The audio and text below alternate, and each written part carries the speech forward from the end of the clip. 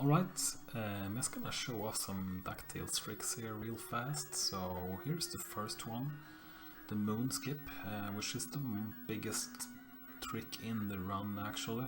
It saves by far the most time.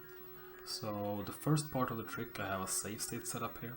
The first part of the trick is getting through those two octopi without slowing down.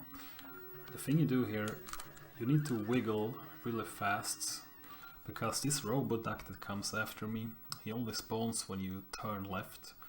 So I wiggle between the octopi and then continue forward. So I grab him with me all the way to the green wall here. Then you basically want to get hit by him and basically pushed inside the green wall, and it will zip you through to the next screen. You can just sit down here. Okay, of course it didn't work. The old way, if I was too far from it, so if I sit here, I just get pushed down. The fastest way to do it, you only have to be in iframes. Then basically you can pogo through it instead, like that. I did an instant pogo there. And you can also do it like this. Let's make a new save state here. Yeah, you can jump like that as well. So it's a matter of choice. Obviously the two latest ones are the fastest ways, but if you're a beginner to the speedrun, I would recommend just sitting here and waiting for the robot duck. This is the most time-saving trick in the game, because the real route have you running around looking for parts for Gizmo Duck suit and the remote control and stuff. You don't. This saves basically a minute. So that's the crucial part. So now onto some game mechanics here.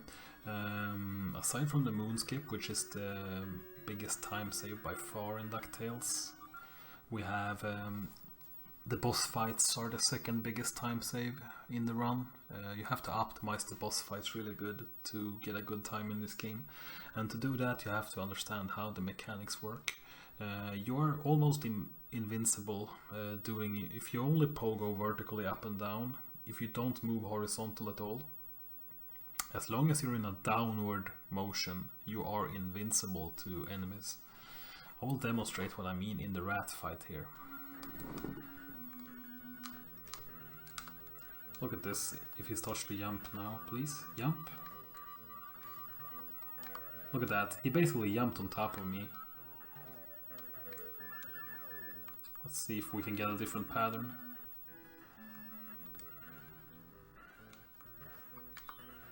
You see, I was in a downward motion. If I try to do the same when in an upward motion, let's see if we can. There I got hit. But so when I was in my downward motion and I was not moving sideways, basically invincible. And this goes for every boss in the game. You have to adjust slightly for every boss fight. I would say Magic at the Spell is the hardest one, because you really need to time your jumps really good on that one. But that's the basic game mechanic that you need to figure out, and how boss fight is supposed to be done, you can check the world record video. Alright, now on to the biggest skip aside from the moon skip in the game.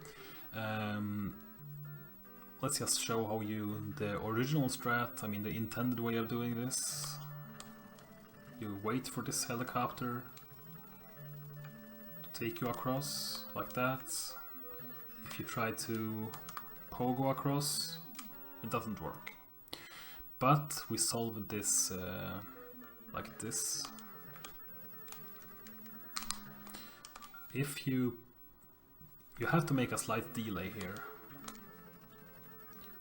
Once the helicopter spawns, you have to make a slight delay in some way, because otherwise you won't reach the rope. So a slight delay, pogo from the very last, edge of that this platform or the previous platform. Grab the rope and let it go instantly. Inputs are pretty precise, and it's tough to learn, but it saves roughly 1.5 seconds. There's some backups you can like get bees like this, and yeah, I don't even know the backups, but you can get the bee across, but it's roughly 1.5 seconds lower. So I really recommend learning this if you're serious about speedrunning Ducktales. So easy peasy when you learn it. There's also a few different setups you can do, like buffering a pogo like that. Full pogo, instead of delaying, you can do a full pogo like this. Some people find that easier. I mean, it comes down to preference. So another thing in general that's really important in Ducktales, that's the overall movement, the small optimizations everywhere. One place that's very good to demonstrate that is the ice section here. You move faster on the ice. This game has ice physics. This is a very there's not many places you go on ice, but this is like the only place it matters. You want to stay on the ice as long as possible and not in the air or anything like. I mean, when you see people play casual, they kind of do it like this. They jump over this one. They kill this guy and they, do full jumps here. Then they get up here. What you want to do in a speedrun, for instance, you want to move on the ice and do as small jumps as possible up on those ice blocks. I can do a demonstration here.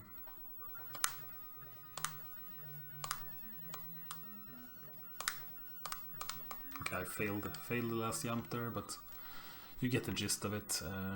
You want to basically cut every small corner you can. The same goes for every rope. You want to drop off the ropes as soon as possible. There's always a risk involved. I'm gonna show it here.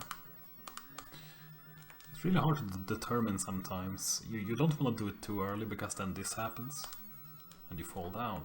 So you have to do it exactly. I mean, this game is basically down to the frames. It's so well optimized, so basically you need to play. I would say it's not at Super Mario Bros. 1 level, but it's darn close.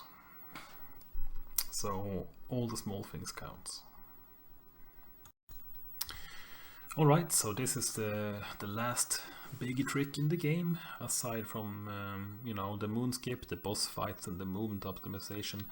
This is something you need to do if you want to have a remote chance to a world record in this game. It's called a TAS-bat. It was originally only in the TAS and never implemented RTA because it was simply too hard, but I found a setup for it, so it's only possible from the two most further right spawns of the Dracula duck here. It's the last cycle in the last boss fight, basically. So I have a save state here where he has the correct position. So I'm gonna load that and show it to you, and I'm gonna explain. I mean, it's pretty self-explanatory. You basically use his bat to gain height to the final rope here. It's gonna be pretty self-explanatory. Take a damage boost. Okay, that was quite bad. You see, I will still fly up here. Didn't work very well. We're gonna try again. That's perfect. You can hardly see me on top of the screen there. So not only did I gain insane height, I basically get all the way up there on the next screen. That basically saves 0.8 seconds compared to doing the standard way like this. I mean, the old way we just tried to get as high as possible with a standard pogo, and yeah. So that's the last trick of the game, and it's 40% chance to have a chance to attempt it, because there's 2 spawns you can do it from, and the other 3 you're out of luck.